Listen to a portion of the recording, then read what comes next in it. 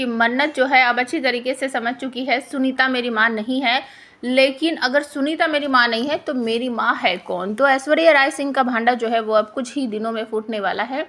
ऐश्वर्या राय सिंह की कुछ ना कुछ चीज़ें जो है अब उसका पति भी नोटिस करने लगा है गगन, और उसके पास कुछ सबूत भी पहुंच चुके हैं। अब वो हेल्प करता हुआ आप सबको नज़र आने वाला है मन्नत की। जी हाँ, उसके पास वो मैसेज भी करेगा, कुछ कुछ बातें जो है वो मन्नत को बताएगा, इशारा करेगा कि ये हो सकता है, ये हो सकता है मैसेज के थ्रू। तो मन्नत को ऐसा लगेगा कि पता नहीं कौन है ये, मेरी मदद क्यों करना चाहता है और इससे पहले इसने क्यों नहीं मदद की, तो ऐसा समझेगी वो। लेकिन अब गगन काफ़ी हद तक मदद करेगा ऐश्वर्या के खिलाफ, सब कुछ बताने वाला है मन्नत को, और मन्नत अपनी असली माँ से मिलने वाली है। और सुनीता जो है उसकी जान पर बनाई है क्योंकि उसकी जान को खतरा है।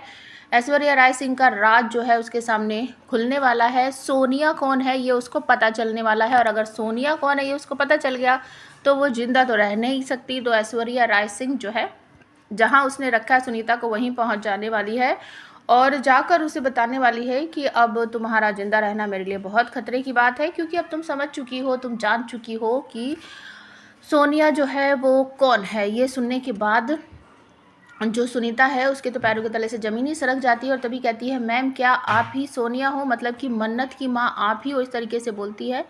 और वो ऐश्वर्या राय सिंह जो है 2-3 गुंडों को लेकर जाती है जहाँ पर सुनीता है उस घर में, वो आग लगाकर उसको मारने की कोशिश करती है। लेकिन कहानी में ट्विस्ट यहीं पर आने वाला है, सुनीता इतनी आसानी से मरने वाली नहीं है, और वो अपने घर की विंडो वगैरह या कांच वगैरह तोड़कर बाहर निकल जाएगी। और आप सबको ये भी देखने को मिलेगा कि मन्नत जो कोशिशें करेगी उन कोशिश में उसको कामयाबी मिल जाएगी।